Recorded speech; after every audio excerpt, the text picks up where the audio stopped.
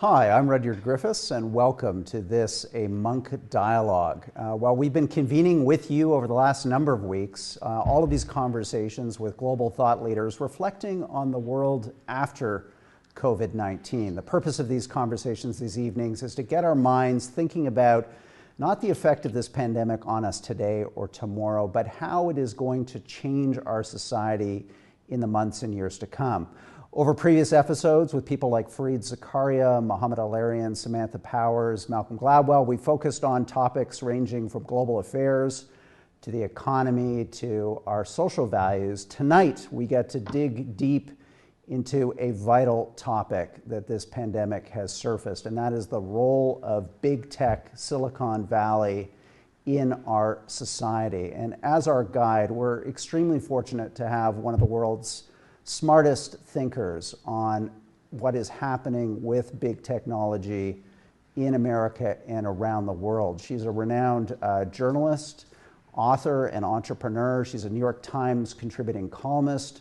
She's the editor of the technology website Recode and a producer of a great podcast, Pivot, with New York Magazine. And she joins us now, and she's Kara Swisher. Kara, great to have you on the program. Thanks a lot. Again, a real honor and a privilege to have this opportunity to spend an hour with you to dig into these issues. And let's start with that bigger perspective from you, Kara. You've been writing, I've been reading your columns religiously during this pandemic, and you've come up with, I think, an important thesis about how this pandemic has impacted big tech and big tech's impact on our society as a result of the pandemic. Can you unpack that for us to kind of set the scene for our conversation tonight?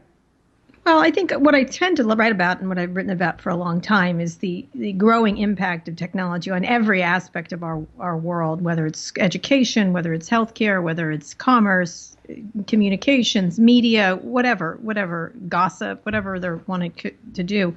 And I of late, one of the things I wrote very early in this pandemic is that tech has already been doing this and becoming sort of the biggest and most important companies in the world beyond any other company that's happened. And the people that run these companies are the richest people in human history and the most powerful and most unaccountable people in human history. And they have not just, say they run the railroads the way others did, or they have the steel mills like Carnegie did, but in fact they have data and information, and they've never had so much data on so many human beings, and it's an incredibly powerful thing. And this pandemic, which is global, which is these companies are global, has created a situation where they are accelerating the trends they were already causing, such as the sort of the death of Main Street retail, the shift into these monolithic companies. Google owns search, Facebook owns social media, Amazon owns commerce. And so what's happened in this pandemic, as we've seen, is we need them desperately in a pandemic situation in order to operate our society. And it only further solidifies their strength and further takes away the ability of regulators to control them and the appetite to control them, which had been growing for a while pre-pandemic. Well, Kara, that's a great segue to what I want to talk to you about next, which is that movement that you and others were part of pre-pandemic, which was to try to rein in big tech, to try to reassert individual privacy, to try to encourage greater state control and regulation. Not state control, any regulation. State control is very different because you don't want the state to control free speech. What you want is some level of regulation that other major powerful industries have, and that's to be determined. I don't know what that entails, but certainly privacy legislation is one thing that we don't have in this country. We have it in states like California, but that's also has not been fully implemented because of coronavirus. Well, do you think, though, that this whole push now towards contact tracing, which is going to be a big part of our response to this pandemic, I mean, it seems like a bit of a double-edged sword. On one hand, it gives these companies even more data. Maybe it normalizes the tracking and surveillance of populations. On the other hand, is that an opportunity for smart regulation to start thinking about, okay, if we're going to use these platforms and these technologies for something that is in the public good, contact tracing, then can we put a regulatory framework around that? Are you at all optimistic that I'm there not might be particularly worried positive about contact tracing. I mean, I did an interview with Bart Gellman, who was the one who wrote the original Snowden stories, along with Glenn Greenwald and others. He worked for the Washington Post, and he's not as concerned about that either, because we've been doing contact tracing in health crises forever. I mean, going back to 1918, they did a version of contact tracing with pencils and paper. I mean, so that is not per se the difficulty. And actually, Google and Apple, who are trying to do it together, have been very transparent about how they're going to do this. I think the question is when some of this information gets into other hands and what it could be used for, such as insurance companies, if people lie in these things, if they don't have good data, that's when it gets sort of, you can't anticipate the problems that are going to, when you digitize things that were analog before, that were on pads and paper. And so that's the issue, is that one of the things that has happened is government really needs these tech giants to help them do their job. And so what does that mean? It doesn't mean necessarily a bad thing, because these are the companies that are good at these things. It's just a question of, what does that mean? What does that mean when Microsoft and Amazon fight over a major defense contract, which they have been doing? It was rewarded to Microsoft. It was originally supposedly going to go to Amazon, and President Trump got involved. There's all kinds of litigation around that. But it's still, it focuses on that these tech companies are moving into not just communications and the sort of apps and games and entertainment, but they're also moving into defense, security, surveillance, healthcare, transportation, in ways that really are at the heart of society and the control of society. Let's talk a little bit about something else that you've also written, I think, powerfully on in the last little while, is this whole notion of essential workers, and how we obviously understand there are essential workers in healthcare.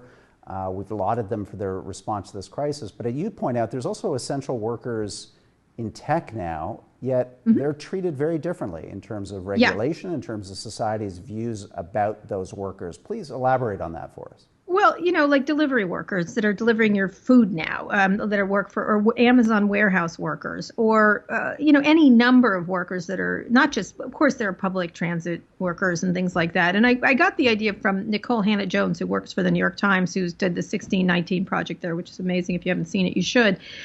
She was talking about the ideas that these are essential workers that we now use the word essential, when before we sort of thought of them as fungible people. These are people that had these gig economy jobs where they had no healthcare benefits, no savings benefits, none of the benefits that often go with employment, none of the protections that often go with employment. And the gig economy has grown enormously. Like, I think half of Google's workers are contract workers, which is better for Google, but not so necessarily good for these workers. And that's not just people that do all kinds of things like advertising, but the cafeteria workers and things like that. And so it creates two classes of employees: one employee who are highly compensated and lots of benefits, and the others who don't. An Uber driver is another example. Are they an employee or are they not an employee? Maybe they don't want to be an employee, but maybe they should have benefits. And so it creates this sort of the idea that these people are essential when we treat them so shabbily before and pay them so badly. Nicole Hannah-Jones calls them not essential workers, but sacrificial workers. These are the people getting sick, the people in restaurants and Starbucks, all kinds of places that are going to be on the front lines, not just healthcare workers. Obviously, healthcare workers are heroes in this situation, but there's all kinds of workers that do not have the protections. And this crisis, is, at least in the United States, is different in Canada, I know, and it's certainly different in Europe, has shown how vulnerable these populations are. But Kara, it seems that you're painting a picture here of a kind of resurgence of big tech, not that they weren't powerful before this crisis, but a kind of doubling down of their essentialness, if that's a word, to our society. I mean, give us a sense of the future. Are you optimistic that these sacrificial workers can be brought within a new regulatory framework and acknowledged for what they do? Are you at all optimistic that government can act in a smart way to curb the power of these behemoths that are just growing by leaps and bounds in our society? Well, it depends on the government, right? I probably trust Canada more than I trust the U.S. I certainly trust Europe more than I trust the U.S. There's been zero regulation of U.S. tech, and these are all U.S. All these big companies are pretty much U.S. tech companies, except for what's happening in China.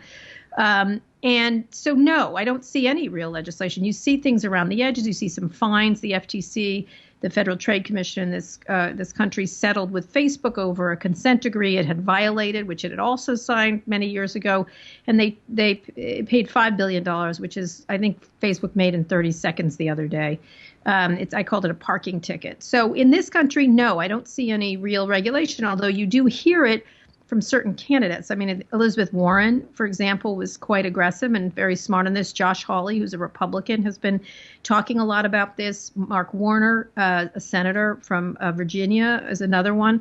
There's all kinds of people here that are in and also around the country at states attorney generals. There's all kinds of people who could be doing this, but I think all the focus will now be on coronavirus and the fact that a lot of these companies have really helped us. I mean, it's not going to be as easy to attack Amazon going forward, given how helpful they've been throughout this and how much they've solidified their lead and continue to do so going forward. I mean, Jeff Bezos just announced $4 billion to what my partner on Pivot calls to virus harden his distribution system. And so it's a time when these companies are going to have the winners are going to really win, and it's going to clear out it's going to cull the herd for any of their competitors in a way that I think that it's going to be surprising when we get out just how powerful and how massive these companies are going to be beyond how already massive they were.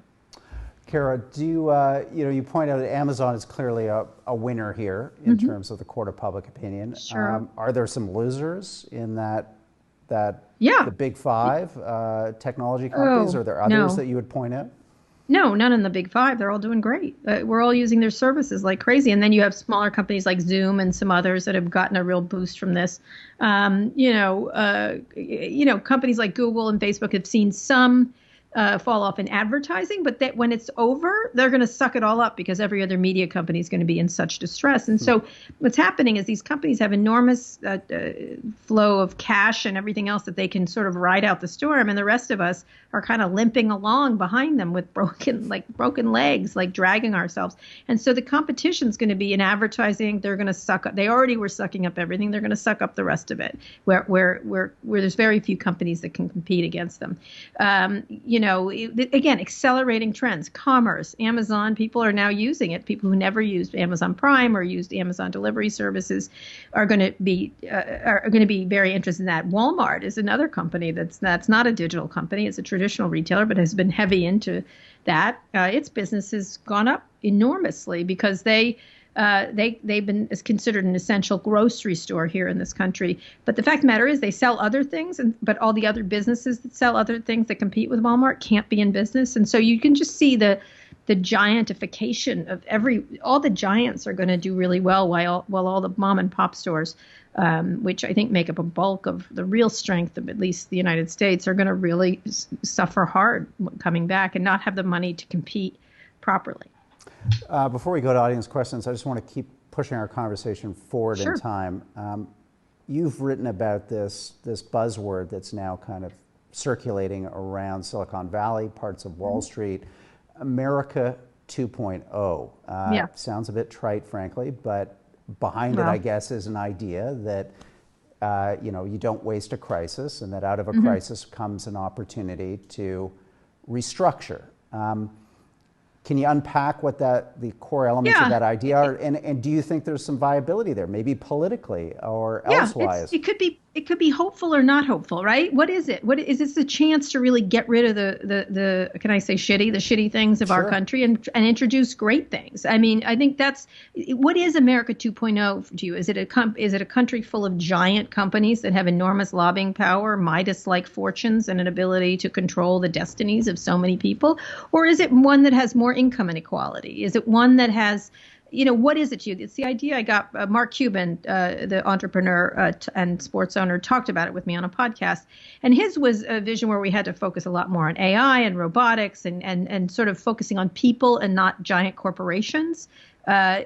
focusing on helping people. That was his version of America 2.0. I think the question is, what would you want it to be? What would be the recipe you would have if you'd begin to, like, a lot of things are going to be having to either recover or not exist at all. What should exist? What should be supported? And so, I think probably it's an America. Some people think we should do more manufacturing in the United States after having spent decades moving it abroad, and especially to China. Other people feel it should be a more equitable system for everybody, where we don't have this enormous gap between the haves and the have-nots, which is only growing larger through this crisis. New York Magazine did a really great cover, Rich Corona, Poor Corona.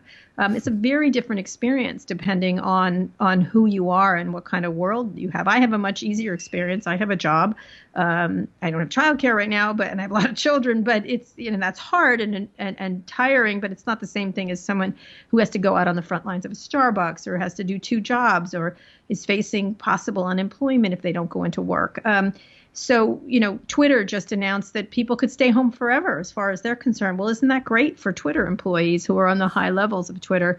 Is that so great for their cafeteria employees? So, it's just a question of what America 2.0 will be and what it should be. And does it give us a chance to renew ourselves, which would be the positive way? Or does it solidify some really scary trends that are in place around income inequality, among power of giant companies, around a political system that is so partisan right now? This healthcare crisis has become partisan, of course, because we're in the Trump era.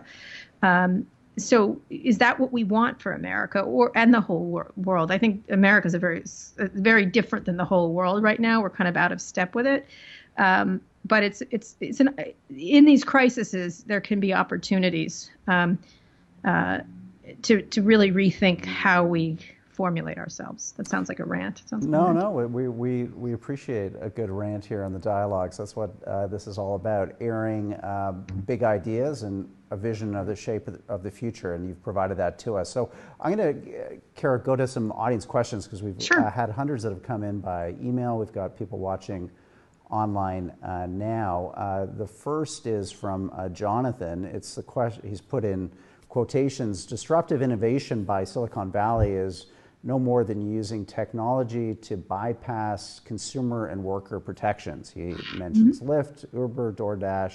In a post-COVID world, what criteria would you use to evaluate the merits of tech companies to create social value versus extracting from it? So an interesting question from Jonathan about, can we actually create social value with these companies? Well, of course you could. But look at something simple like this, an Uber ride. You remember they cost a couple dollars. Like at one point I drove across San Francisco, it was $4. I thought, oh, this is great. But the fact of the matter is it didn't cost $4. Someone somewhere paid that price, whether it was a VC or these people that are in the front of the car that aren't get paid enough.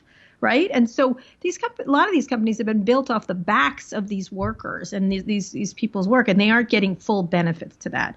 And so the question is, like, and they talk about how smart they are and how innovative they are, when the fact of the matter is they're cutting, they don't have to pay the costs. Like Facebook does not have to pay the costs of what the damage its content has done to society. They pretend they're not a publisher and therefore aren't responsible for the possible damage they cause. They've never paid those costs, and that's why their business is so good.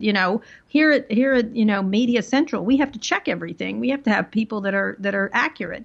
And so, that's not a fresh new idea, but the question is, how much do they extract given what they put back? And I think consumers have to think really hard about the trade they're making for these apps. And Marguerite Vestager, who's a very sort of the bane of Silicon Valley, talks about this idea of trading convenience for the good. Why are you always trading convenience for the good? I think of it more in a more American way, is that consumers are cheap dates to tech companies all the time. They're cheap dates. They get a map or a dating app, or oh my goodness, I can send a text with the emojis all over it, or I can turn a filter to give me a giant tongue or whatever. And what they get in exchange is all your information, and they get to monetize it. You are a very cheap date to these tech companies and aren't getting the kind of value. And so if you're not getting the value, what value should they be giving you going forward? And I think that's a discussion we should be having at the top levels of our government. It's not going to happen here in this country, but it certainly should happen. You mentioned Margaret Vestager, the EU kind of privacy commissioner. Do you think Europe is getting this right? Do you think their kind of move against technology, big tech companies with regulation has been adequate? Or, I mean, the pushback is that this curdles innovation, it drives up costs, it makes Europe economically phobic to technology, and lets China and the United States and the rest of the world run away as the places of innovation and the places of the future. Well, yeah, I mean, there is a element of do whatever you can that creates innovation. And I think more regulation does lead to less innovation. At the same time, not any regulation leads to giant companies, which means less innovation. So it's sort of an interesting recipe, and you certainly can't see an enormous amount of, I mean, Spotify, I think, is the one company you can look at, which is super innovative in Europe, that comes from Europe, but there's not that many. And there's a reason for that. That said, I think they have different ideas of what privacy entails than they do in this country and than they do in New Zealand or Canada or somewhere else. And so I think they're responding to how people there feel about privacy. And so she's appropriately doing what's right for those citizens. The problem is it's a global world, and therefore if Facebook or Google is doing one thing in one region, they tend to have to do it elsewhere, just so they're covered. And so I think parts of what they're doing are right. I think the attitude is correct, is that these tech people didn't hang the moon. And I think that's a very good attitude, to treat them as, as their businesses. I don't think we talk about financial services companies like this. I don't think we talk about, banks like this. We are citizens are very clear that these are money-making operations. And for a very long time, tech companies have been treated almost like celebrities. Think about Elon Musk just getting in this fight. I just wrote a column in the Times about it with Alameda. He won it by throwing a Twitter. He went on Twitter and went crazy and was super aggressive and did what he did, and he got what he wanted by flouting some rules. Now, whether he was right or not really wasn't the point. It was that he had the ability to get on his soapbox and do that. But I think some stuff that they're doing in Europe is certainly appropriate. Some of it is probably too far. So there's a medium between do whatever you want and do whatever you feel like because I'm a billionaire or because I'm smarter, because I have control of these things, and have too much regulation. There's a medium between them, and often the argument is that it's one or the other. Thanks, Kara. Let's take another question from our audience. I'll get this up on the screen and then read it to you. It's from Karen. Do you, Kara, think that we'll see more automation of commerce or less once we come through this? She's asking about faceless shops. I mean, not just e-commerce, but is the physical world of commerce as we know it about to become disintermediated and fundamentally transformed? Or are we going to go back to habits because, hey, we're social animals. We like to touch. We like to talk. We like the physicality of each other and of society. No, we don't. Actually, retail has been hurting for a long time. What's happened with like JCPenney and others that have been filing for bankruptcy is something that's been happening a lot. This has just been the slowest death for these companies, and then they just died now because now they've had an event that's really gotten to them. So no, I think people have moved toward just the way they aren't going to movie theaters. Movie theaters, another business that is structurally unsound now, and was structurally unsound before. The trends were moving away from them and more towards home viewing or streaming or things like that. And so you're going to see, I think, a real consolidation in retail and many fewer stores. They have to be special if people are going to create them. And it's going to be very hard and experiential. There's all kinds of things that you need to do here in DC, they have something called Union Market. It's fun to go to. It's fun to shop at. But I think it's going to be very difficult for retailers going forward, except the commercial rates of commercial real estate is going to be a bargain going forward. but it's going to be very hard, and it's going to accelerate trends that already happen, including automation, which I think people are gotten very, very used to doing now contactless, something that had been sort of slowly growing, but now is growing really fast. Contactless purchasing. I think some of these innovations that Amazon is doing in its stores are pretty cool. Walking in a store and just taking things, and you get charged as you go out. It's very hard to. These systems are getting really, really good. I think automated warehouses is probably on the way. You can, if you visit any of these online retailers, including Amazon, you see that you can just see what's going to happen. There's going to be less and less in need of people. I share your hope, your optimism about a 2.0 kind of social order coming out of this, but you just painted a picture there, which I also agree with you is very compelling in terms of much less people needing to do jobs, to work, a lot more automation, no cashiers, of certain jobs. No of certain people jobs. working Not in all warehouses, jobs. maybe nobody driving trucks. What happens to society? How does society work? How does technology keep that all together and running? Different jobs, right? I mean, this has happened before. The farming to manufacturing shift was they just had a lot of jobs in manufacturing, right? I mean, some jobs, if you think about it, some jobs, coal mining is one that my family was in the coal business. And so I think about it a lot. People shouldn't be mining coal. Robots should. Like, it's dangerous. It's bad for you. It's maybe on some level in software or at some part in the process, humans should be involved. But for the most part, eventually machines do it better. And there'll be specialized machines that do things. They're not going to look like humans necessarily. They're going to be very highly a box picker, a box kind of thing. Humans doing repetitive things probably will be replaced. Anything that can be digitized will be digitized. It should be digitized in many ways. And so the question is, how can we create new jobs that are creative, that only humans can do, that appeal to our higher sense? And how can we structure societies so that people can be innovative in and of themselves? Andrew Yang, who was a presidential candidate here, talked about UBI. That's, of course, an interesting thing. If you give people a little bit of an economic breathing room, can they do better things? I don't know. I think the question is, how innovative can we get our culture so that we're doing things that we are getting rid of the rote things and putting in things that are more.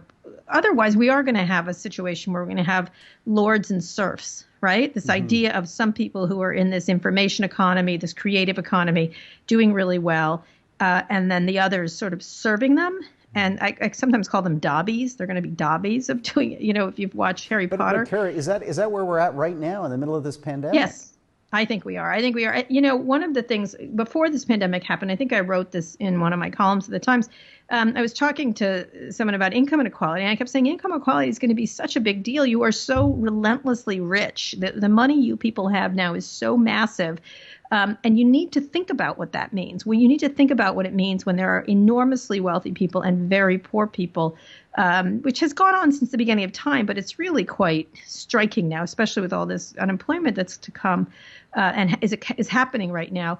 And I think I said to them, or someone had said this to me, and I remembered it was, you're either going to do something about income inequality, or you're going to armor plate your Tesla. Which one do you want? What kind of society do you want? I don't think anyone wants the latter. I think we want to figure out a way so that everybody has dignified, safe work with good health care and an ability to raise their children without worrying about where the next paycheck is coming from. We're so wealthy a country, that we should be able to work that out.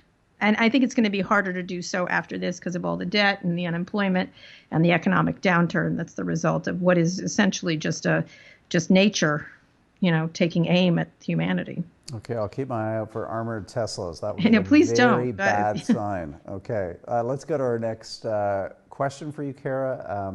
We've got this coming in from email in the last 72 hours. Again, people across Canada, the United States. We've got viewers from Europe joining us. Mm-hmm.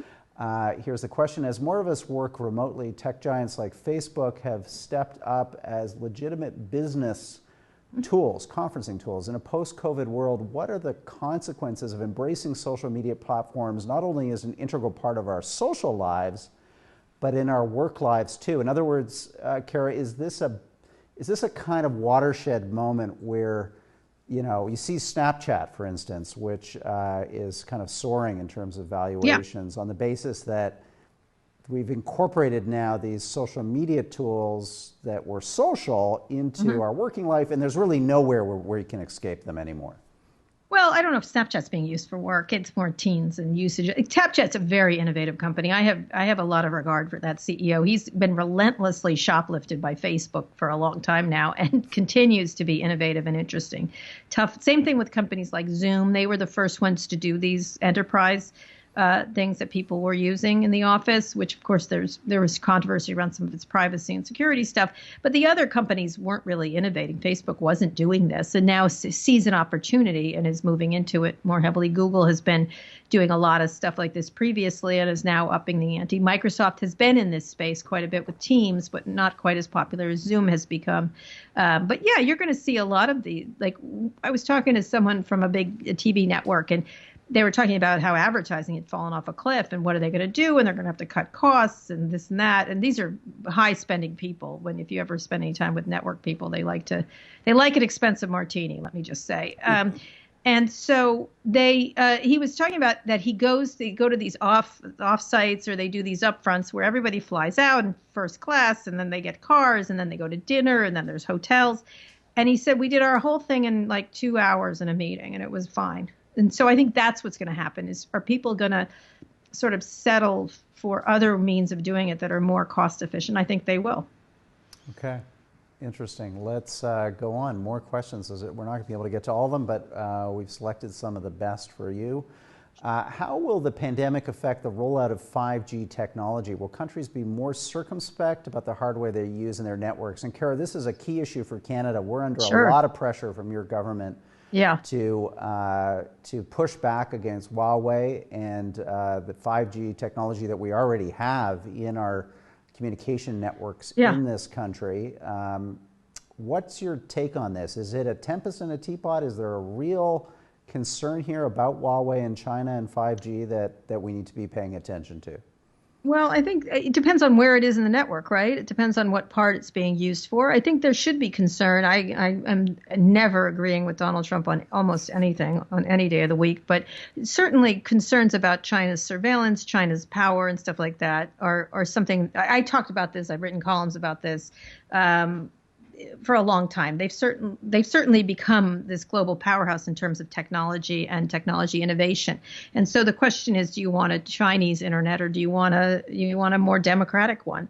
That said, some of this stuff is overblown and xenophobic, and it's cast in that light. And the question is, who can roll out these 5G networks? Because these 5G networks are critically important to development, and especially coming out of a pandemic when we need economic growth, we're going to need better ability to do this. And so it's as in most things, it's more complex than don't let the Chinese into your network. The question is, who is going to do this, and how are they going to develop? And Huawei has what most people consider to be really terrific technology. And so, again, it's so complex. I think it's probably a tempest in a teapot, but it's something we should be paying attention to as we begin to develop these global networks. And what are the how embedded will a country like China, which certainly has a terrible record on surveillance and other things, be in the networks of countries? I certainly wouldn't trust the Chinese to not want to take advantage of that. Yeah.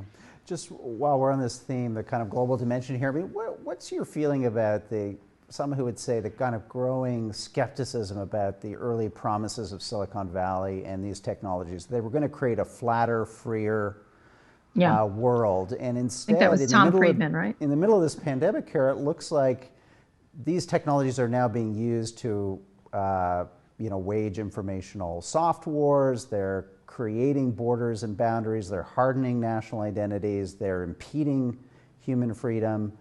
What's your take on that big kind of aspiration of Silicon Valley to change the world for the good? A lot of it was marketing, let's be clear. Like, I mean, we never banking. Like, just like you think about any other industry, it's just never, I guess Hollywood would be the closest. Like, Hollywood had such a dreamy idea, and then sort of the reality of Hollywood. Of course, there was this, after Nathaniel West and others wrote about the real Hollywood. I think the media was part of it. These innovations are amazing. Like some of the things, we're living an era where Thomas Edisons are living right now. Whoever is the equivalent of Thomas Edison, whether it's Steve Jobs or Mark Zuckerberg or Jeff Bezos. So that's exciting. I think one of the issues is that there's a really good book by Brad Smith, who's president of Microsoft. And it's incredible that Microsoft has sort of done a 360 in terms of being the evil empire, and now is actually under Satya Nadella and Brad is really quite a really good corporate citizen in terms of technology. But he wrote a book called Tools and Weapons about technology, and it's a really good book. It's mostly about policy and things, but it's about the idea that this tech can either be a tool or a weapon, depending. It's like a knife, or you can think of a lot of things that are both tools and weapons. And a lot of what's happened on the internet, all the bad parts of what could happen we're seeing the partisanship, the ugliness, the twitchiness, the short attention spans, the addiction. At the same time, there's still the most amazing possibilities of education in terms of telemedicine, in terms of uniting the world. There's the problem is humanity, right? It's how it's going to react. That's always been the problem.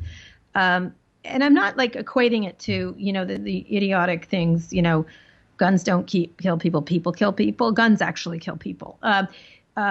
It's different. It's a different kind of thing where we could take advantage of a lot of the stuff if we were in a better frame of mind and we didn't get fixed, if it wasn't built in such an addictive nature that played to our filter bubbles, that there is great possibility there. So I feel like one of the reasons I think I'm so hard on the tech industry is because when I started off, I thought that too. Like I thought, wow, this could be a way that everyone in the world, it's not a Coca-Cola commercial, but everybody could come together in some way and see our commonality. Unfortunately, we now see the way it's built for virality, for engagement, for enragement, makes it an addiction, makes it really something else is turned. It doesn't mean it can't be turned around or there aren't good parts to it. Yeah, good, great insights. Let's go to another question here from our audience. And just before I do that, I just want to remind viewers that we're going to have Janice Gross-Stein, professor at the Munk School of Global Affairs, in fact, the founder of the Munk School, on and from 9 to 9:30 to talk about the Canadian dimension of this conversation.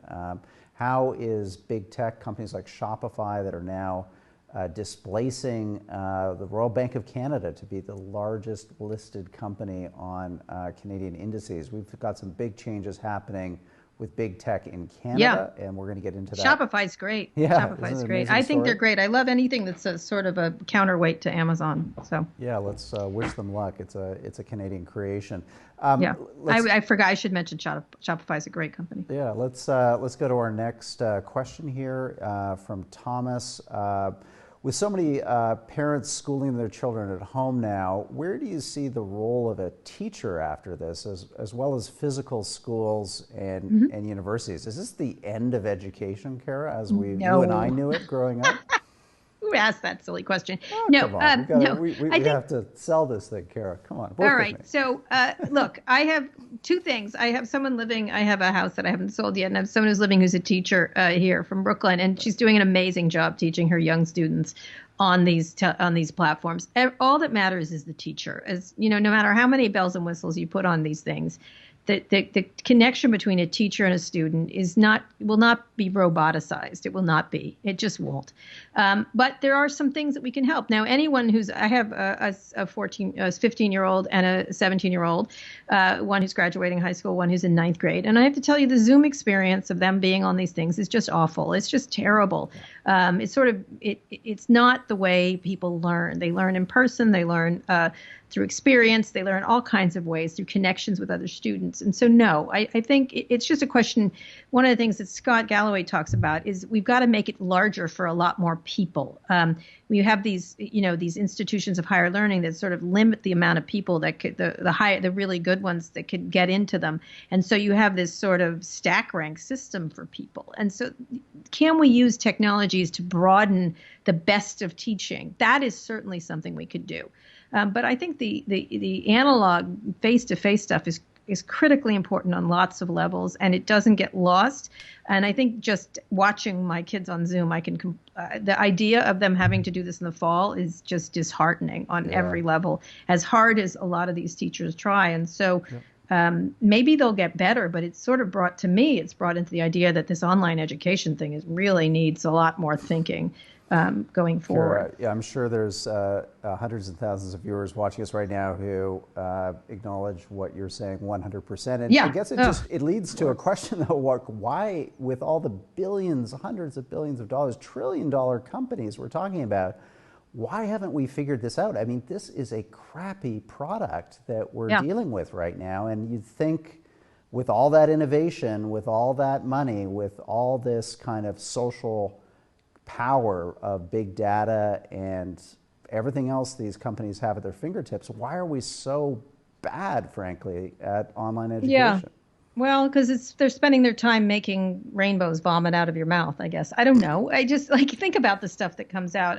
It's just, there's some interesting stuff going on, and there had been previously, like LinkedIn bought lynda.com. There's some really interesting things around masterclasses. There's a company called Masterclass. Some of which are good, some of which aren't good. There's all kinds of interesting stuff. What's interesting, something I've been working on, is a lot of this online health, fitness stuff is really meditation, fitness, Peloton. This is really interesting. And actually, if you use any of these devices, I have a thing upstairs that I'm testing. It's a rower called Hydro. I have a Peloton and stuff like that. That is, of course, it's for elite. But the idea that there's a lot of these apps are free too. The idea of meditation, this stuff is kind of cool. And you could imagine it's in the same sort of genre as education. So how can we make education better? I'm thinking probably VR in some way, 3D VR. Some other way besides sort of squares on a box where we just sit there and do other things while the teacher goes, is anybody listening? Is that, that kind of thing. Yeah, no, that's good. Peloton, the Peloton I need for my 8-year-old, so he'll do his math, math homework. You can stick him on there. Yeah, let's go find a VC and get that one off the ground. Let's go to our next question. That's what's more important. And here it comes up. From Barb asking, what do you consider the ethical balance between privacy and using technology to combat disease, in this case, the pandemic? Do you think, Kara, that those things are in tension, or do you think that there's such a public health, public good need to contain this virus that, frankly, we should put our privacy concerns on the back seat? I don't think it's a choice. I don't think it's a choice one or the other. I don't think it has to be. I think these things can be designed so that there is anonymousness. They can design them that way, and they can make it so that they're helpful. I don't think this thing is going to be solved without a very big lift by technology in terms of speeding it up. It makes contact tracing easier. It makes a lot of things easier, and so it should be doing good things because people have never been more connected through their phones, and it should be able to alert you when people around you have COVID, or there's all kinds of things that could happen without it being it's that person, don't talk to that person, but to have an ability to know where you're going and whether it's safe, and you could see all kinds of things that could be done without violating people's privacy. That would be great, would be really, really helpful. And in testing, all kinds of things that you could do. One would hope that these researchers are availing them. The communication between researchers, for example, wouldn't be possible without technology today. The speed of information has never been faster, and that's a great thing. Of course, it's also a bad thing because then you get you get bad information goes around the world. Some of the stuff you're seeing around anti-vaxxers is just appalling. Like, for example, and the bad information can move so fast around the world. And that's not just at White House briefings. It's actually everywhere on Facebook and other places like that. And these social media networks, to their credit, have been trying really hard to clean these things up, which means they can.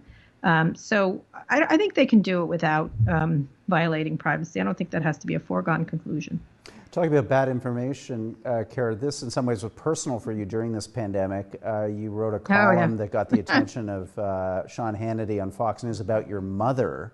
Yeah. And tell us a little bit about that, because it kind of brings this home. It makes it real.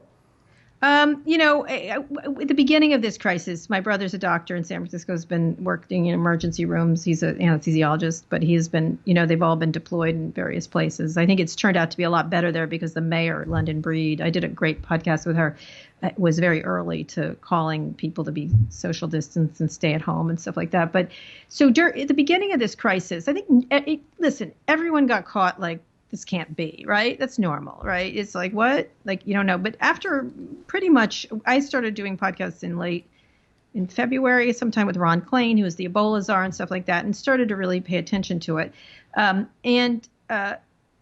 And she had, as the information was coming in, and as I was doing stuff and my brother was doing stuff, she had all this other information that was inaccurate, that was highly inaccurate. And so she had been watching, she's probably listening right now, she had been watching Fox News, and I was really worried for her. She's in Florida. She's staying there for the winter. And, some of it was fine, like Nancy Pelosi's, is plotting the takeover of the world, whatever. I don't really care about that stuff. But what was more problematic was this is the flu. This is like the flu. This is it's no big deal. I can go out. And then she'd go out and I'd have no way of stopping her. And so we got into a lot of fights on the phone. We fight in general sometimes, but this was really I was really worried because she's of the age that would be more dangerous for her. And so she started to do that. And I was like, where are you getting this news? And of course it was because she watches Fox News and she's in the foxhole, as we like to joke. And again, it's fine if it's just political stuff, like whatever, I don't know what to say about, it's just a station and she likes it, whatever. But when it becomes very good, to get very good health information and getting this kind of diatribes about it, which was sort of tracking on what President Trump was saying, or hydroxychloroquine, like you should use that. And that's turned out to be very dangerous for a lot of people. Just this bad information. So I wrote a column about it. And I said, listen, they really, on healthcare information, they should really try very hard to get it right. And instead of trying to, and they mix news and punditry, which all the cable stations do, by the way. Let's be clear. None of them are clean in the way they do that. It's hard to distinguish between the reporting and the punditry. And so I wrote this, and the lead was, I'm not going to sue you, Sean Hannity, because there had been talk about people suing Fox News because of all this early information was so incredibly bad. And he got angry. He started tweeting at me and whatever. He's on his own trip, as they say in this world. And he thought, I don't know. He got very sensitive about the issue. He's threatened to sue and whatever. We'll see. But I was focusing on my mom and getting good information. I was focusing on my mom getting good information in the healthcare area. Good. She can watch as much gossip as she wants, but or whatever, or have political points of view, as many families differ in this country. But the fact of the matter is, basic health information should be accurate, and that's what I was writing about. Yeah, no, that's a critical point. I think let's hope everyone agrees with that. We can't politicize the science. Well, yes, you can. That's the thing. Well, we are. In fact, that's exactly but what's happening in this let's country. hope that we try to resist that tendency. Let's go to our next question for you, Kara. I'm conscious of our time. We're coming up on our last 10 minutes or so.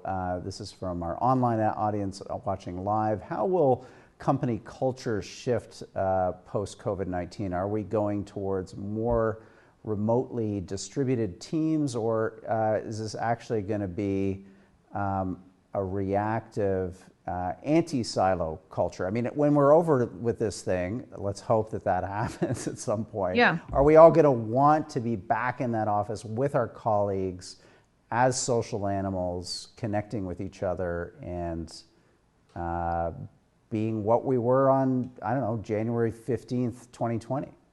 Well, no, because I think the trend toward remote working was already at work. I am the original social distancer. I've been working at home for 20 years now. I don't like offices. They kind of make me nervous.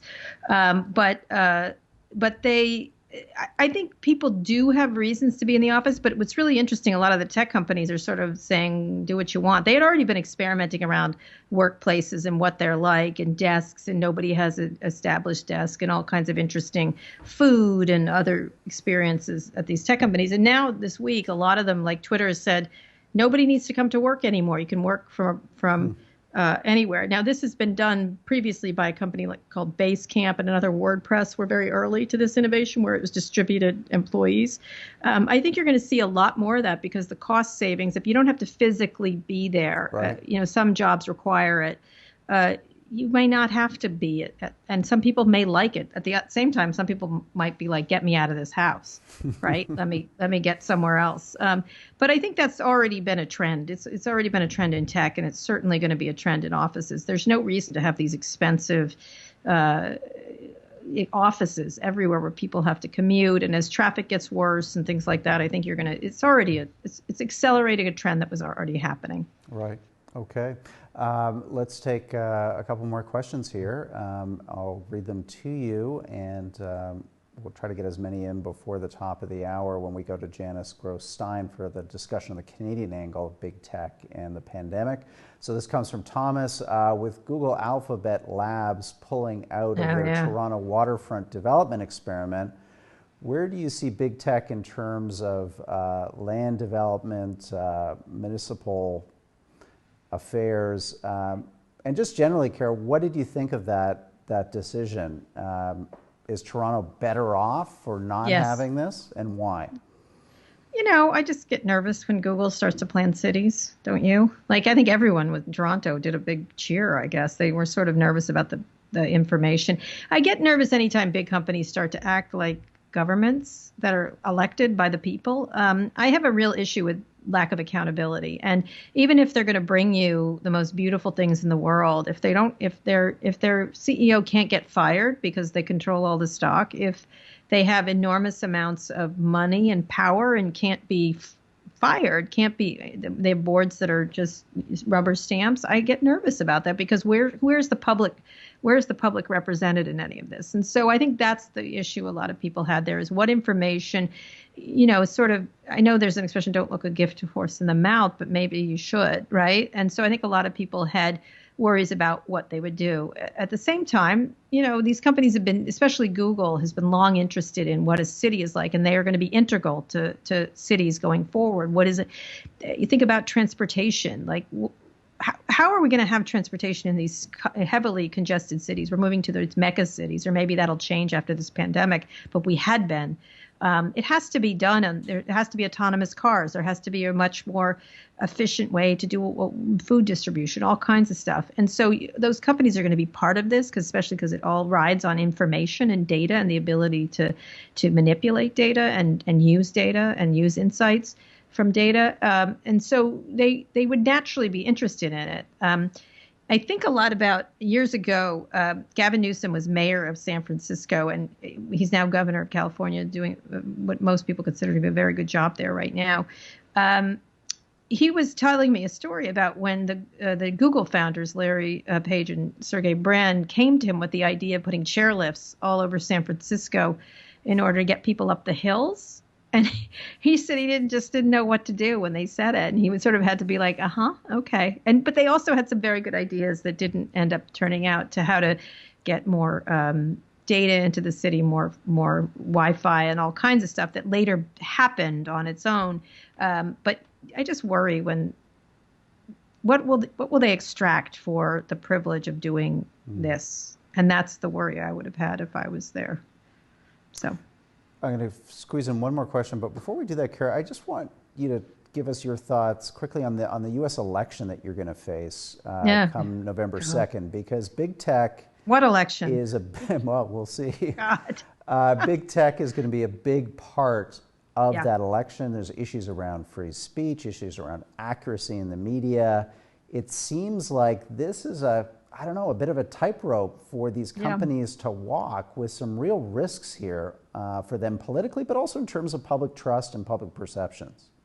Well, it depends on the tech company. You know, Twitter has banned political advertising. Google's somewhere in the middle where it's going to be doing more watching of the targeting. And Facebook has said anybody can lie anywhere you want, essentially. And so I think it's good. I think all of them have been preparing, especially with foreign interference. You know, they're not going to let 2016 happen again. I think 2018 went pretty well. But this is a really important election, and the manipulation of voters is problematic. And, you know, lots of writers write about this topic. I think they are on their best behavior in terms of trying to make sure that there's not foreign interference. The problem is a lot of it is domestic interference now, and the ability to put out inaccuracies and do micro-targeting and things like that. And I think this is all developing as they get their hands around the enormous power they have to on the flow of information. You know, I think it'll be an interesting election, especially around, because all the things we used to do, having these conventions, having regular campaigning, sort of retail campaigning, is not going to happen because of coronavirus. So a lot of it will be in the digital space, right? Whether it's Trump doing his nightly briefings or Joe Biden in the basement, whatever it is, it's going to be a much more digital affair. And so the question is, how effective will people be at these candidates at doing this, and how much attention and excitement can they generate digitally, which is harder, I think. And then there's, of course, the issues around safety of voting, which I think everybody is concerned about, and the ability of people to have their votes be counted. And I think that doesn't get nearly enough attention, as opposed to, you know, the Trump campaign manager who keeps buying Porsches or whatever. You know, it's going to be a really noisy election, and yet it's going to probably be all on digital. And I think it won't be over after the election, given, you know, how President Trump behaves online and other stuff like that. So it's going to go on for a really long time, this election, long after it's over. Sounds like fun. Sign No, me up. aren't you sick of America, the United States and Canada? Aren't you well, like, for us, it's like a professional. It's like a professional sport. We get to watch it. Don't you be like, shut up down there. Simmer down, America. We need to simmer down, America. That's what I say. Well, the border's closed for more than one reason right now. Let's squeeze in a couple. I want to come to Canada. They're so quiet. Much so quiet. We might. We'll see what happens in June, Carol. We might get you up. All right. No. Yeah, that would be fine. 5 more minutes left on the clock here. Deborah Robinson's asking you, I'd like to know what Kara thinks the Toronto tech community can do that Silicon Valley has been unable to do. I know that's a bit micro for you, Kara, that you don't necessarily follow Toronto. You know what? Carefully. Not be such arrogant. Well, I'm not going to use to her. I'm not going to curse. No. I was thinking of a word. Anyway, I think there's innovation can happen anywhere now, and I don't think that Silicon Valley has the magic sauce anymore. I think there's all these issues around San Francisco, around living in the Bay Area and stuff like that, and that innovation can happen anywhere. And the idea that it has to happen in one place, I think, is over. And there is something nice about having a community of people, an analog community of people, where the VCs, the universities, and the entrepreneurs all interact with each other. I think that's critically important to innovation. There's sort of a golden iron triangle here in Silicon Valley in terms of that, with Stanford and the graduates that then come and see the other graduates. But I do think there's an opportunity in that you can innovate from anywhere, and if you create these communities, you can create companies together. I don't know a lot about the Toronto community, so I can't speak highly intelligently of them. But build yourselves around a company like Shopify or others, and start to build an ecosystem that can be not necessarily competitive with Silicon Valley, but create innovation on its own that appeals to customers there, and then build it outward. Yeah. Well, one thing we are seeing, Kara, which is interesting, is a lot of global immigration, tech immigration is coming to Canada because of the situation in the United States with your president. So that has been a bit of a win for Canada for the last couple of years. Of course it is. That's a great win. Listen, I wrote about this a long time ago. If you go around most of U.S. tech, Satya Nadella is an immigrant. Sundar Pichai is an immigrant. Elon Musk is an immigrant. Sergey Brin is an immigrant. You just go over and over. It's just insane what we're doing here around immigration. It's been the greatest strength of tech, and tech should be even more outspoken, not just for themselves, but for all immigration and all immigrants at any level. You don't know, I say this a lot, you don't know where innovation is going to come from. And someone, I think it was Jean Case, the wife of Steve Case, wrote a book. Talent is everywhere. Opportunity is not. And somewhere there is, like, she left me with this thought. There's a little girl in, a slum in India who has an answer that we need in this world, an answer to cancer, an answer to the next social network, an answer to something.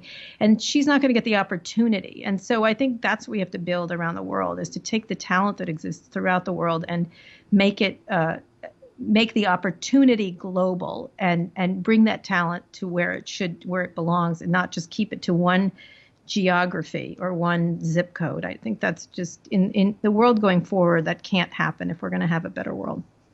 Kara, that's a wonderful and positive note for us to I'm positive? Wait, just a sec. End our dialogue with you this evening. And again, thank you for giving us this hour. It's such a pleasure to have an extended conversation with someone like you that has not just the background knowledge and the contacts in this industry, which are hugely impressive, but has just spent the hard time kind of thinking through your ideas and thinking through some of these big questions. So a real privilege for us tonight. Well, thank you for such a substantive conversation. It's really a pleasure. It's really a pleasure to talk to you. Well, be well. I wish your mom the best in Florida. Oh, she's okay. She's watching. She's going to call me and scream in a minute. So we'll see how that goes. Okay, Kara, thank you so much. Bret Baier rocks. All right, I'll say that, Mom. Bret Baier rocks. Anyway, all right, thank you so much. I really appreciate it. Thank you. We'll do this again soon.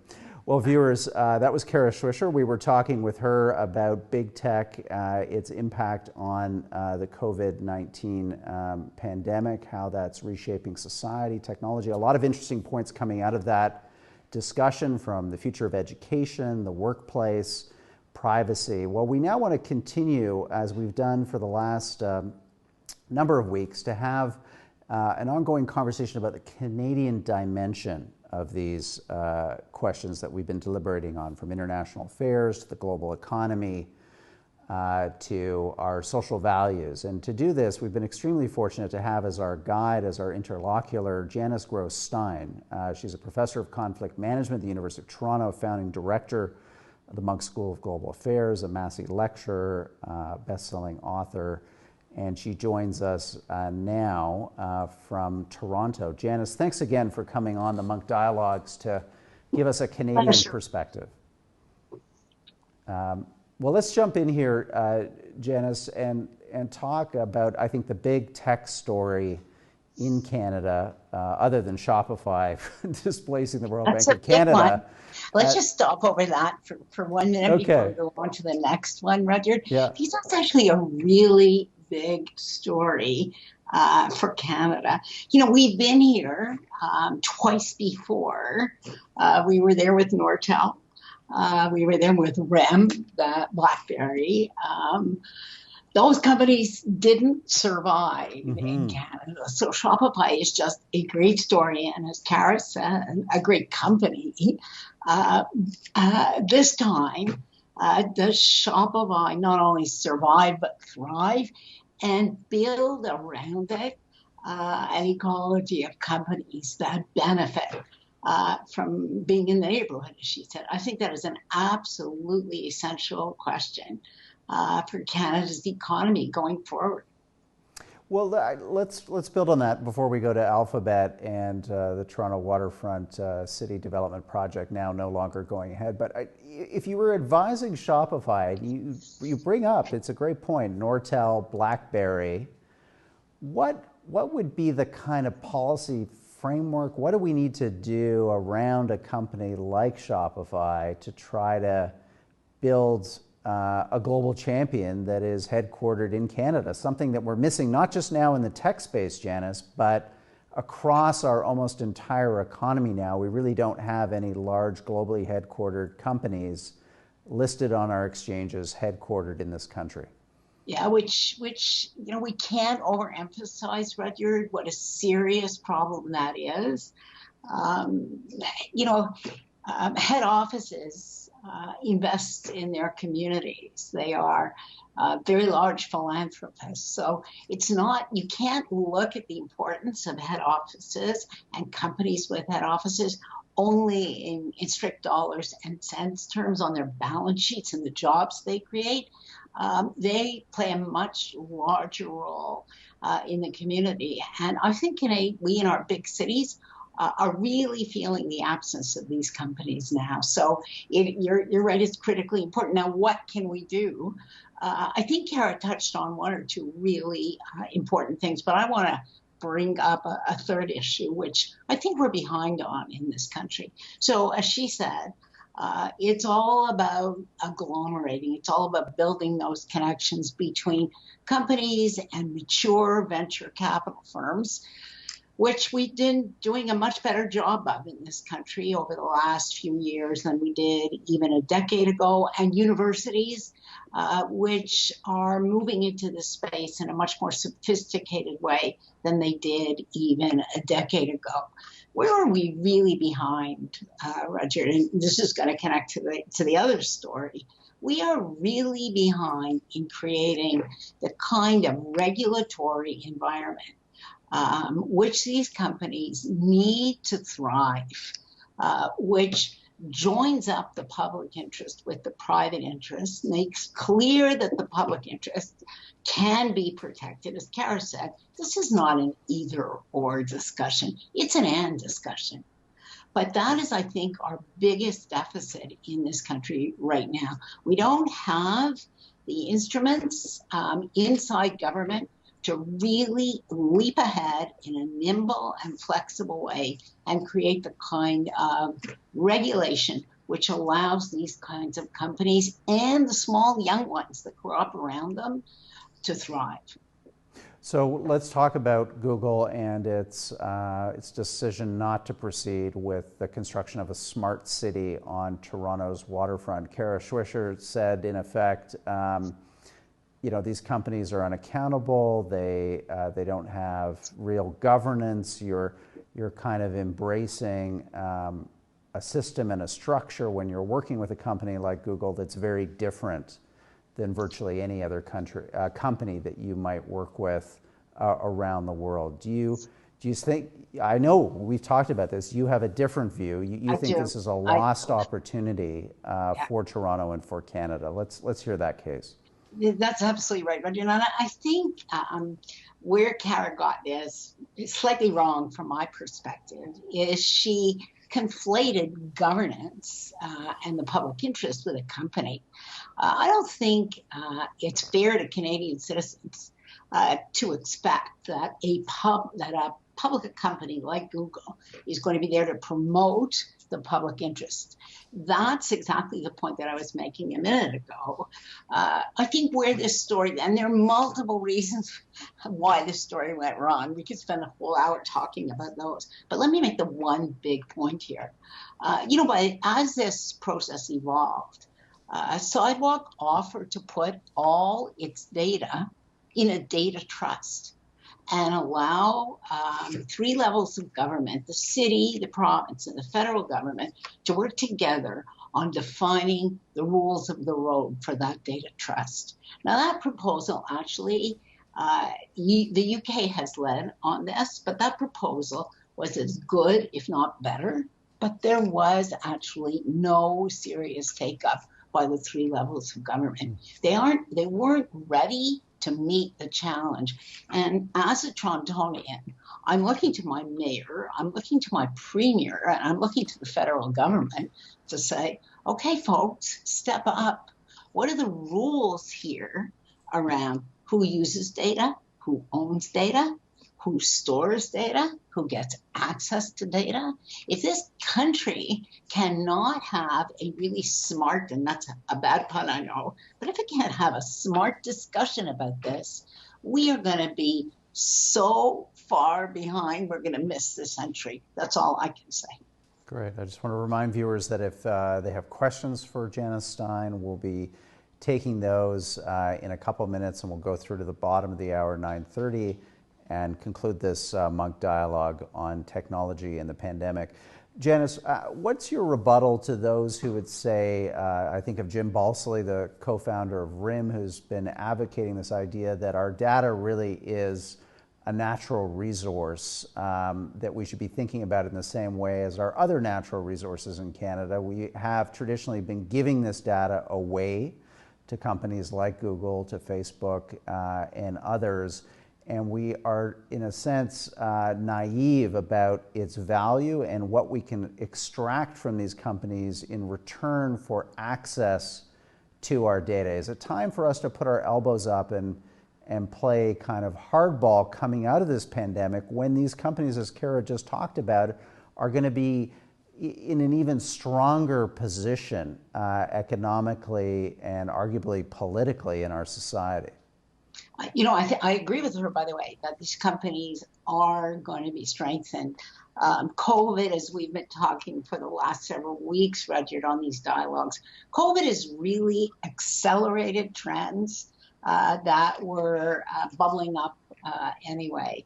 And the strengthening of technology in our society, the move into the digital economy, that was already gaining speed, and it poses huge social problems as this moves forward. And we've just put the thing on steroids as a result of the pandemic. So so your question is, I think, exactly the right one. What are the terms of the deal? Because we're not going to stop technology. When the Gutenberg press was first invented and books were published on a massive basis, all of a sudden people like you and I got to read books, where before that you had to be a member of the church or the privileged elite. We wouldn't have been able to do that without the printing press. And there was moans and groans from people who said all these unqualified people are going to be reading books. But there was no stopping printing. We are not going to stop technology. It's about putting the appropriate frameworks around them and asking for the right terms. So we haven't talked at all, Richard, about the public benefit and the public good that comes from data. We talk about the private benefit all the time, but what we ignore is the public benefit. So let's take what's top of mind for every Canadian right now.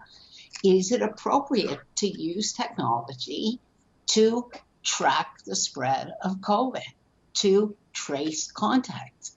There is a public benefit, given the circumstances that we're in, to faster, better, more accurate tracing. There's a great story in Nature Medicare today about an app that is used and people voluntarily, so let's remember this, voluntarily, submit their symptoms. And what do the researchers find? That the loss of the sense of smell and taste is the strongest predictor of whether you're going to become ill with COVID. And what did people put on the app? Not their names, their zip code. And so they were able to use the predictive analytics to identify hotspots where there were likely to be concentrated outbreaks of COVID, to move in, focus their testing and their contact tracing in that area. Now, there's a public benefit for data use. We are having a really narrow, and let me say something that is going to be really unpopular. I think this is particularly true in Canada. We are having a very lopsided conversation in this country. We treat data only as something that we own individually, that is a private good, and we don't think at all about the public good that data use brings. That's a great thesis. I can see a main stage debate, Janice, built around that. Be it resolved. Let's take some audience questions. We've got a number that have come in from you. Again, this is the second part of our dialogue tonight from 9 to 9:30, where we're focusing on the Canadian dimension of the effect of the COVID pandemic on technology and how technology during this pandemic is changing us and changing society. So this comes from Thomas, who's asking you, Janice, outside of code-based tech, oil and aerospace have been big tech-based industries, but both had been hard hit leading up to the virus. Are they worth protecting, please? And this is an interesting theme here to explore with you, Janice, because we notice a number of these bailout programs that the government is rolling out have, let me be pejorative here, they have a tech bias. They are focused on trying to protect tech companies. Some people would argue, Canada has great strength in food processing. We're one of the world leaders in food processing. It's not very sexy. It's not Shopify. It's not rainbow emoji cons on your cell phone, but we're really darn good at it. So are we making a bit of a tactical error here in reinforcing a part of the economy, technology, that yes, is important, but it isn't, frankly, demonstrably as economically integral as a lot of other industries are and have been? That is a really great question. And it's a great question, Roger, because we are at a time of transition. So sectors that were analog, were retail 5 years ago, have now transitioned and become digital. And as I said, COVID just put the foot to the pedal on this. More and more will become digital more and more quickly. Not everything, and never completely, but the digital component, even of the food processing industry, will go. Let me give you a concrete example, and we are great at food processing, and this, I think, in a food-hungry world, is going to continue to be a very important part of the Canadian economy. But take our meatpacking plants, which we're all paying a lot of attention to. We have three big ones. The virus is running rampant in at least one, if not two, because workers are working so close together. It's entirely conceivable that those plants will be digital in 2 or 3 years to reduce the risk of illness. Now, though, there's a good and there's a bad there, right? The good is they will be digital and they will be increasingly robotic, and we won't be worried about massive spread of disease. That's the good news. The bad news, those jobs will be gone. And what will happen to the people who work in that part of the food processing sector? And that's where some of the things that COVID has led to, I'm going to say another unpopular thing right now, we've jumped the hurdle in Canada as a result of the worker support programs we put in place. We have, in fact, put in place the rudiments of a guaranteed annual income. Now, there's a lot of reorganization around that. A lot of other programs have to be folded into it. But that's something that we've known we're going to need as our economy becomes more and more digital. And those kinds of jobs in those meat packing plants, frankly, disappear. That is a frank conversation, a frank assessment. I guess what I struggle a bit with is, Canada doesn't naturally lend itself to a transformation into a high-tech economy. We have been hewers of wood and drawers of water for over 300 years. The majority of our national wealth is embedded in our oil sands, down mine shafts, in forests. If we were Singapore, if we were a small city state, if we had huge population density, Janice, maybe I could see that transition happening. I guess I worry just about a bit of a fad here where we see the success of Silicon Valley, we see the success of Israel, and we think that we can replicate that in Canada, that we can simply move policies and systems over from those countries to here and recreate that type of tech-heavy society, tech-heavy led growth. Is that really possible in a country with Canada's particular challenges and endowments, which are very different than those other tech leaders globally? Well, I think you're absolutely right, of course, that we are very different. But let's look back a little bit at history to help us out on this one. Um, as when the steamship came along, that benefited advanced maritime countries like Britain. But how long did it take for factories to transform the Canadian economy? Not very long, even though we had these great resource endowments. And we built the kinds of transportation infrastructure we needed to move our resource endowments across the country by rail, by steamship. And so that technology, which once led the world in an industrial revolution, diffused very quickly. We are at the probably late early stage of the fourth industrial revolution, which is digitization. And I would tell you that the really advanced part of our oil and gas sectors are already digitized. A lot of our logistics and supply chains are digitized. Take a close look at the food processing sector. Yes, there are still parts which are labor intensive, and look how important, to return to a topic you were talking about with Kara, immigrants are. We depend vitally on seasonal workers in this country to plant and to harvest our crops. But after that, they move into an increasingly digitized sector as they are processed, as they are transported, as they are managed. So already those sectors are digitized. We just don't see it. Okay, let's take some more questions. This is a really interesting discussion. We'll get that up on the board for you now. I'll read the question to you. It's from Rye asking, what government regulation would Janice recommend to encourage innovation in Canada? So Janice, this has been the subject of umpteen commissions, white papers.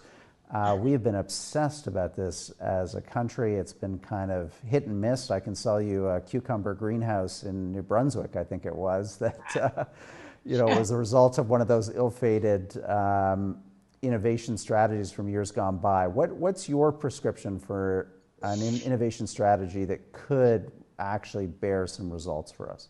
I think we have really two big challenges around innovation. And as you say, we could plant a forest, Roger, with the paper that has been used to write and distribute innovation strategies in this country. So let me go up a little from the details. I just put two big challenges on the table.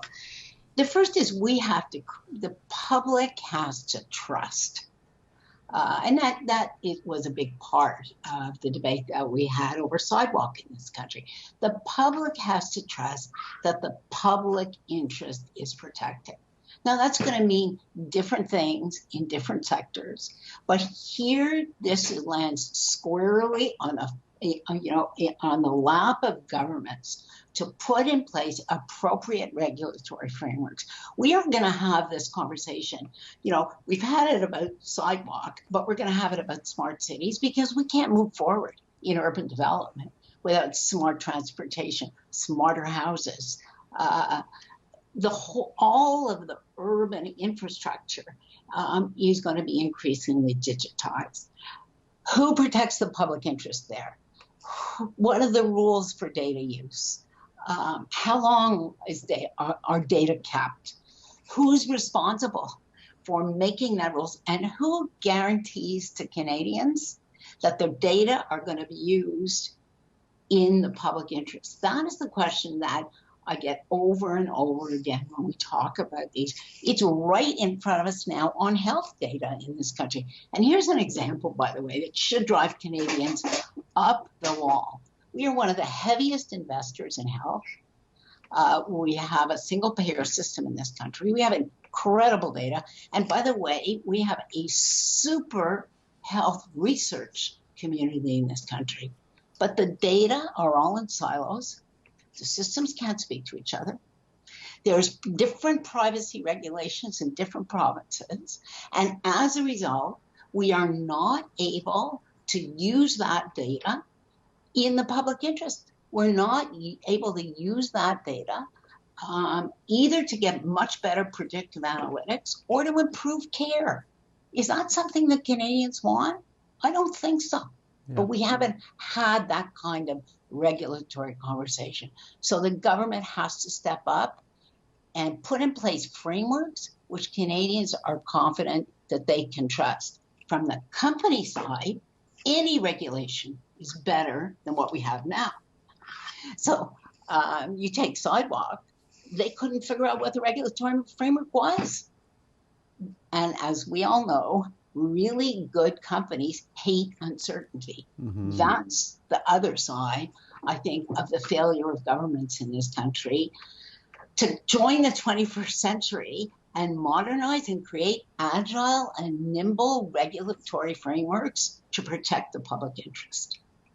Janice, I'm conscious of our time coming up on the bottom of the hour. You have had a long and distinguished career in higher education. You're continuing to teach at the University of Toronto. Kara was talking a bit about technology's impact on education. I'd love your view on it, because you do have this sense over the last few weeks, Janice, that especially, I mean, maybe it's not all ages, but a lot of parents, a lot of people, and a lot of young people are becoming really frustrated with... Are tearing their hair. Yeah, let's be honest about it. This really is not working. It was kind of new, something novel for the first couple of weeks, but now it's really turned into a bit of a misery for families, for parents, and for students. It is. There's no question. And the misery for parents right now is with, K to it's worse in the younger years, frankly, but it's not great in the high school years either. And what we're hearing back from our students at university is, when can we come back to class? So that raises a really interesting question. What's the future of education in the digital age? And here again, it's not either all digital or in classroom experience, but it's a much smarter combination of both. Students learn more from each other than they ever do and I can tell you this as a faculty member. Yeah. They learn from each other, right? And what happens in the conversations between students while they're cursing me for what they think is just the most idiotic project they've ever seen is where the real learning occurs. Deprived of that personal contact with each other, is probably the biggest single complaint that we're hearing from students. They are desperate to come back and be with their peers. The younger ones want to be with their friends. So we are not going to go forward with a Zoom-based system of education at any level. As soon as COVID permits, we are going to return to a place-based model. But we've learned a lot in these 3 months. There are lots of smarter ways that we can use technology. There are lots of smarter ways that we can pace classes differently, because not everybody goes at the same speed. We have learned a lot, but we are not moving to Zoom as the basis of our educational system. Hear, as a parent of an 8 and a 10-year-old. This is probably not been all fun for you, Roger. Counting the days that we can get back into a classroom. Let's squeeze in a couple more questions before we sign off at the bottom of the hour. This is from Bethany asking, the Canadian tech sector has a problem with gender equality and parity. Given that we are entering a new phase of digitization, how do you feel Canada should respond to ensuring gender equity is addressed in a way that doesn't perpetuate the current status quo? Yeah, that's a terrific question, really. And there is a significant gender imbalance in the tech sector. There's a significant gender imbalance at the highest levels of corporate Canada, as we know. There is still a significant gender imbalance on our corporate boards. So how do we fix this? We keep talking about it and talking about it and talking about it, number one. So I'm glad we got that question tonight, Roger. We are seeing a change, and here's the leading indicator in this, right? We are seeing a big change in the number of women students who are enrolling in STEM, science, technology, engineering, and math. at universities, so that's very promising. We're also seeing more women now in tech companies because, believe it or not, the skills, the management skills, the leadership skills, the writing skills, the communication skills are just as important in tech companies as they are in other companies. It's a mistake to think of tech companies as almost all engineering. That's clearly a big part, but all the other skills matter too. So I'm optimistic, I think, as we go forward. But it is a most important thing we can do for those of you. Tell your daughters that this is something that they can do, because the biggest inhibitor we find when we talk to women students, there is almost this, they've internalized this expectation that they cannot succeed here. That's simply not true. Think about medicine 40 or 50 years ago and think about medicine today. And that's a science-based profession. Yeah, that's a great insight. And Janice, I think a positive note for us to wrap up our Canada-focused conversation on technology's impact on the COVID pandemic and the COVID pandemic's impact on technology and all of us. Again, a real pleasure to have you on the Munk Dialogues as our... Always terrific. And thank you for doing these dialogues. They're just great. Well, thank you, and we'll do this again. We still have a number of weeks to go with this series. So thank you, Janice. Have a great rest of your evening. Well, that concludes our Munk Dialogue on big tech and how this pandemic is reshaping our society through technology. I hope you've enjoyed the thoughtful, informative, and substantive conversation that we've had. I'd like to just quickly preview for you some of our upcoming talks. We've got a number of interesting speakers set up. Next week, Scott Gottlieb, who many of us have seen in the news, an important voice to go to on this pandemic, the former head of the American FDA, the Food and Drug Administration, saying as recently as yesterday that we're in the second inning of this pandemic. So we're going to have a conversation with Scott Gottlieb about the public health dimensions of COVID-19. What are the lessons learned? How will healthcare and public health change in the months and years to come? And again, we'll be looking to take your questions by email to the Munk Debates website or via Facebook. So we look forward to having you as part of that important conversation next week for our next Munk Dialogue.